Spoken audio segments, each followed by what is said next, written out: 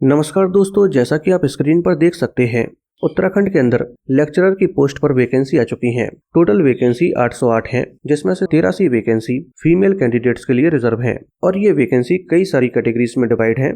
आप टेबल में देख सकते हैं। कैटेगरीज के साथ ये वैकेंसी पर्टिकुलर सब्जेक्ट में भी डिवाइड हैं। इसमें कुल मिलाकर 15 सब्जेक्ट हैं, जिसमें हिंदी, अंग्रेजी, Sanskrit, physics, chemistry, math, biology, civics, economics, history, geography, sociology, arts, commerce और एग्रीकल्चर शामिल है। लेकिन अगर आप महिला हैं तो आपके लिए 12 सब्जेक्ट के अंदर वैकेंसी आई है, जिसमें होम साइंस भी ऐड किया गया है। इसके एप्लीकेशन फॉर्म 31 दिसंबर 2025 से शुरू हो चुके हैं और एप्लीकेशन की लास्ट डेट 20 जनवरी 2026 है।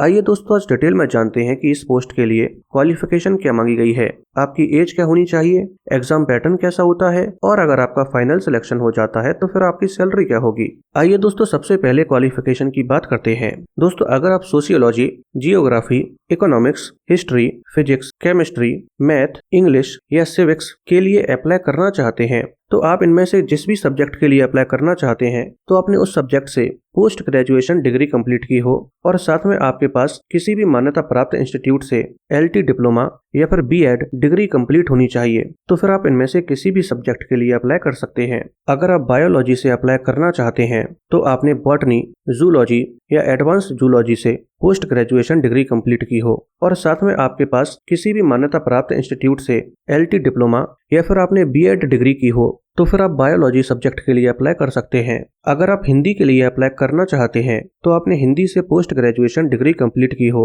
और साथ में LT डिप्लोमा या B.Ed डिग्री की हो। इसके अलावा अगर आपने संस्कृत सब्जेक्ट से ग्रेजुएशन कंप्लीट की है या फिर आपको किसी यूनिवर्सिटी से शास्त्री की उपाधि से सम्मानित किया गया है, तो फिर इस कंडीशन में आप भी अप्लाई कर सकते हैं। इसी तरह से दोस्तों, बाकी और भी सब्जेक्ट के लिए क्वालिफिकेशन क्या मांगी गई है, इसे आप स्क्रीन पर देख सकते हैं। अब अगर आप किसी भी सब्जेक्ट के लिए डिटेल में क्वालिफिकेशन जानना चाहते हैं तो आप कमेंट में क्वालिफिकेशन टाइप करके उस सब्जेक्ट का नाम लिख दीजिए, तो मैं इस पर भी एक डिटेल्ड वीडियो बना दूंगा। दोस्तों, क्वालिफिकेशन के साथ आपको कुछ और बातों का ध्यान रखना होगा और वो ये है कि आपकी क्वालिफिकेशन जो भी आपसे मांगी गई है वो इस एप्लीकेशन फॉर्म की जो लास्ट डेट है यानी कि 20 जनवरी 2026, तो इस डेट तक आपकी क्वालिफिकेशन कंप्लीट हो जानी चाहिए और आपके पास रिजल्ट भी होना चाहिए। अगर आपका रिजल्ट 20 जनवरी 2026 के बाद आता है तो फिर आप इनमें से किसी भी पोस्ट के लिए एलिजिबल नहीं है। कुल मिलाकर बात यह है कि आपकी डिग्री और रिजल्ट दोनों 20 जनवरी 2026 से पहले आपके पास होने चाहिए। इसके अलावा दोस्तों, अगर आपने टेरिटोरियल आर्मी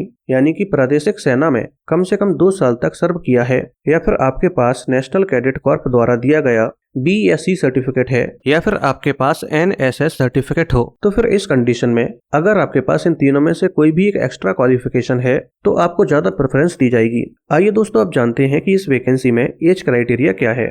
दोस्तों, अगर आप इनमें से किसी भी पोस्ट के लिए अप्लाई करना चाहते हैं तो फिर 1 जुलाई 2025 को आपकी एज 21 से 42 साल के बीच होनी चाहिए। अगर डिटेल में बात करूं तो आपकी डेट ऑफ बर्थ 2 जुलाई 1983 से लेकर 1 जुलाई 2004 के बीच है, तो फिर आप इनमें से किसी भी सब्जेक्ट के लिए अप्लाई कर सकते हैं। इसके अलावा दोस्तों, यहाँ पर आपको एज में रिलैक्सेशन भी मिलता है। अगर आप उत्तराखंड के मूल निवासी होने के साथ SC ST या OBC कैटेगरी से बिलोंग करते हैं तो फिर आपको 5 साल एक्स्ट्रा दिए जाएंगे। इसके अलावा कुछ और भी कैटेगरीज हैं जहां पर एज में रिलैक्सेशन दिया जाता है, इसे आप टेबल में देख सकते हैं। लेकिन आपको इस बात का विशेष ध्यान रखना होगा कि ये जो कुल मिलाकर एज रिलैक्सेशन में 4 कैटेगरीज हैं, तो आप किसी भी एक कैटेगरी के अंदर एज में रिलैक्सेशन ले सकते हैं। आइए दोस्तों, अब जानते हैं कि इसका सिलेक्शन प्रोसेस कैसा होता है।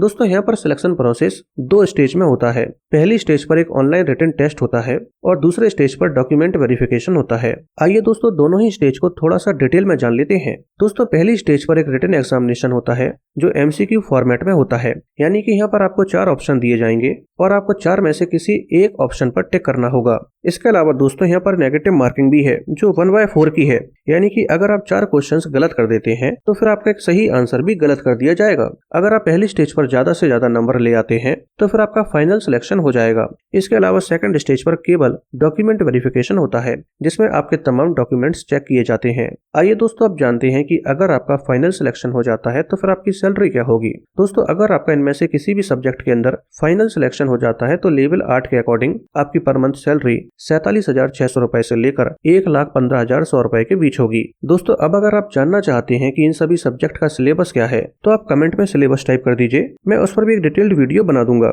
और अगर आपको ये वीडियो पसंद आई हो तो वीडियो को लाइक करके चैनल को सब्सक्राइब कर लीजिए।